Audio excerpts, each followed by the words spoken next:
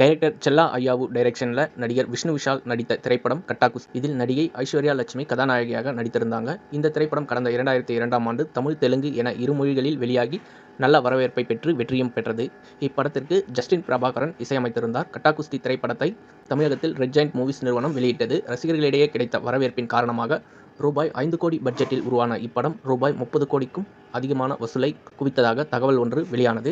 இந்நிலையில் இப்படத்தின் டைரக்டர் செல்லா ஐயாவு நடிகர் விஷ்ணு விஷாலுடன் மீண்டும் கைகோர்க்க உள்ளார். இந்த படத்தையும் விஷ்ணு விஷாலே தயாரிக்கிறார். இப்படத்துக்கான ப்ரீ புரொடக்ஷன் பணிகள் நடைபெற்று வருகிறது.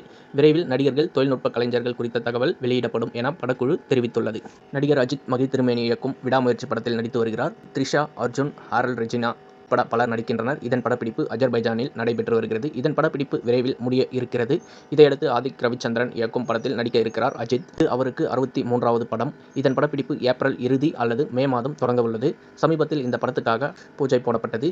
இந்நிலையில் இந்த படத்தில் அஜித்துக்கு ஜோடியாக தபு நடிக்க இருப்பதாக கூறப்படுகிறது. கடந்த 2000ஆம் ஆண்டில் ராஜீவ் மேனன் இயக்கிய கண்டுகொண்டேன் படத்தில் இருவரும் இணைந்து நடித்திருந்தனர்.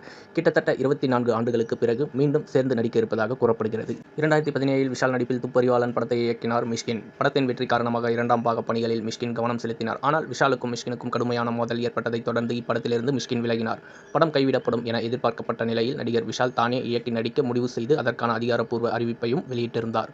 அதே நேரம் துப்பறிவாளன் 2 படத்தை தற்காலிகமாக நிறுத்தி வைத்து தன் அடுத்தடுத்த படங்களில் விஷால் கவனம் செலுத்தினார். அவர் நடிப்பில் இறுதியாக வெளியான மார்க் ஆண்டனி திரைப்படம் ரூபாய் 100 கோடிக்கும் மேல் வசூலித்து சாதனை படைத்தது. தற்போது ஹரி இயக்கத்தில் ரத்னம் படத்தில் நடித்து முடித்துள்ளார். இந்நிலையில் விஷால் இன்று எக்ஸ் தளத்தில் துப்பறிவாளனை குறிக்கும் புகைப்படத்தை முகப்பு படமாக வைத்திருக்கிறார். இதனால் விஷால் துப்பறிவாளன் 2ஆம் படத்தின் பணிகளை மேற்கொள்வார் என ரசிகர்களிடையே எதிர்பார்ப்பு ஏற்பட்டுள்ளது.